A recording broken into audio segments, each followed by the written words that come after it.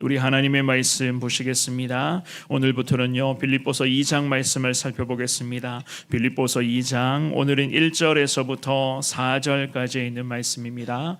빌립보서 2장 1절에서부터 4절까지 있는 말씀, 주신 말씀 저와 여러분들이 같은 목소리로 읽습니다. 시작. 그러므로 그리스도 안에 무슨 권면이나 사랑의 무슨 위로나 성령의 무슨 교제나 긍휼이나 자비가 있거든 마음을 같이 하여 같은 사랑을 가지고 뜻을 합하며 한 마음을 품어 아무 일에든지 다툼이나 허영으로 하지 말고 오직 겸손한 마음으로 각각 자기보다 남을 낮게 여기고 각각 자기 일을 돌볼 뿐더러 또한 각각 다른 사람들의 일을 돌보아 나의 기쁨을 충만하게 하라. 아멘. 우리 예수님은 하나님의 영광으로 이 땅에 오신 우리 하나님의 진정한 아들 되십니다. 하지만 그분은요 자신을 죽기까지 복종하시어서 십자가에서 거룩한 주님의 사명, 모든 인류를 구원해야 된다는 그 귀한 사명을 온전히 성취하셨습니다. 우리 주님의 그 십자가 존귀하신 희생으로 말미암아 저와 여러분들은요 오늘도 믿음으로 구원의 은혜를 누리고 있으며 기도의 삶을 통해서 우리는 특별히 이 새벽마다도 마찬가지입니다. 천국 백성으로서의 그런 특권과 권리를 우리는 누리며 하루하루의 삶을 살아가고 있습니다. 게다가 우리 예수님을 통하여서 우리 모두는 앞으로도 험한 세상 속에서 천국 백성 권리 장전 그 은혜와 혜택을 마음껏 누리며 나아갈 수 있도록 성령을 통해서 하나님은 항상 우리를 붙드시고 인도하여 주실 줄 믿습니다. 늘 순종의 삶을 우리가 살아갈 때에 늘 말씀드리지만 언젠가는 약속하신 저 천국문에 저와 여러분들이 안전하게 당도하는 그날 그때가 있지 않겠습니까? 그것을 소망하시면서 자신을 죽기까지 복종하신 예수 그리스도의 거룩한 은혜, 주님의 마음을 온전히 본받으며 나아갈 수 있는 저와 여러분들 될 수 있기를 주님의 이름으로 축원합니다. 우리는 오늘 본문의 말씀을 통해서 두 가지로 주님의 마음을 깨닫기를 원하는데요. 그 중에서도 첫 번째입니다. 하나됨의 은혜가 참 중요하다는 것을 알 수가 있어요. 예수님 안에서 하나됨의 은혜를 우리가 늘 사모해야 된다. 1절과 2절을 한 번만 더 읽어보겠습니다. 1절 2절입니다. 시작. 그러므로 그리스도 안에 무슨 권면이나 사랑의 무슨 위로나 성령의 무슨 교제나 긍휼이나 자비가 있거든 마음을 같이 하여 같은 사랑을 가지고 뜻을 합하며 한 마음을 품어. 아멘. 이 바울 사도가 빌립보서 2장의 첫 구절에서부터 그리스도인들이 특별히 생명의 공동체인 교회 안에서 지켜야 할 순종의 사항들을 쭉 열거를 하고 있습니다. 이러한 순종의 지침, 순종의 사항은요 성도의 개인의 삶에만 제한되는 것은 아니었습니다. 오직 예수님 안에서 저와 여러분들이 예수님 안에서의 그런 연합을 이루며 살아갈 때만 이러한 은혜를 얻게 되는가? 그것도 아니에요. 그래서 바울 사도가 그리스도 안에서라고 하는 이 조건을 1절의 첫 구절에서부터 명시하면서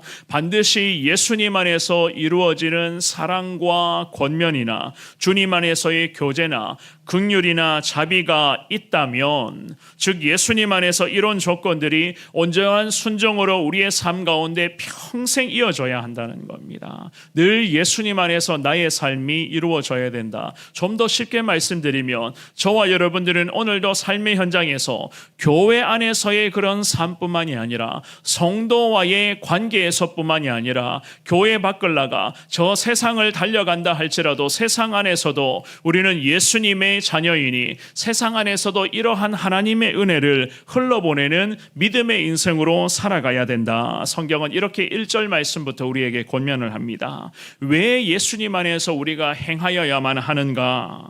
우리 예수님이 바로 먼저는 교회의 머리가 되시는 분이시요 우리 인생의 진정한 구주 되시는 예수 그리스도이시기 때문에 매 순간 예수님의 마음을 놓쳐서는 안 된다는 거예요.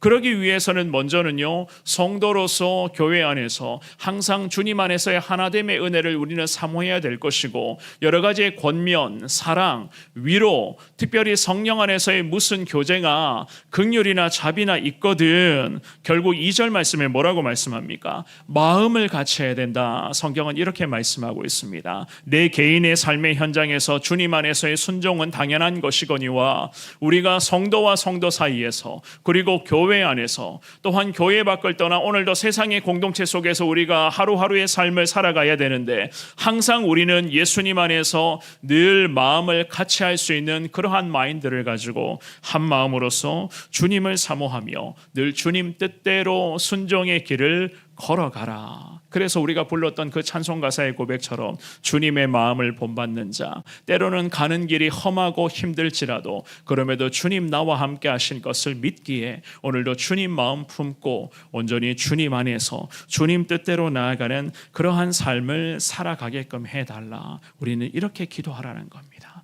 하나님이 저와 여러분들에게 이 마음을 기대하신다는 거예요. 그래서 2절 말씀에서 마음을 같이 하여 라고 하는 이 구절, 결국 생각을 같이 해야 된다. 하나님 안에서 믿음의 백성들은 늘 생각을 같이 하라. 무슨 의미겠습니까?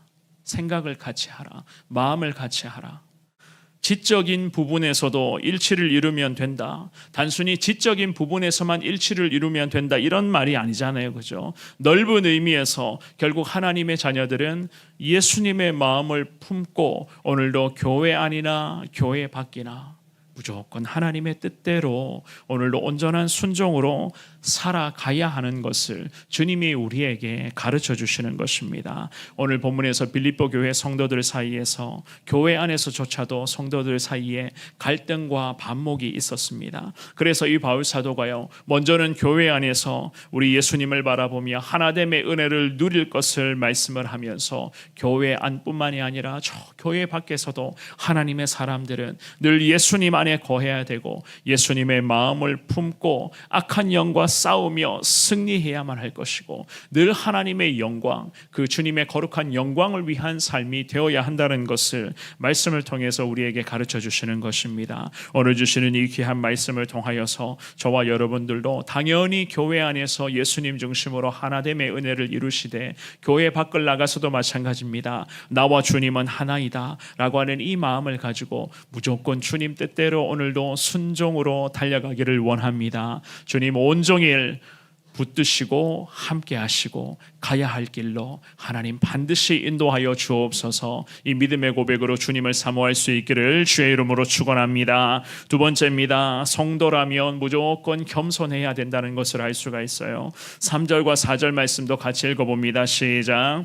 아무 일에든지 다툼이나 허영으로 하지 말고 오직 겸손한 마음으로 각각 자기보다 남을 낮게 여기고 각각 자기 일을 돌볼 뿐더러 또한 각각 다른 사람들의 일을 돌보아 나의 기쁨을 충만하게 하라. 아멘. 이 바울 사도가 예수님과 하나됨을 은혜를 이루어서 승리할 것을 권면하면서 3절 4절 말씀에서는 하나됨의 은혜를 누리기 위한 구체적인 방법론적인 부분을 제시를 하고 있어요.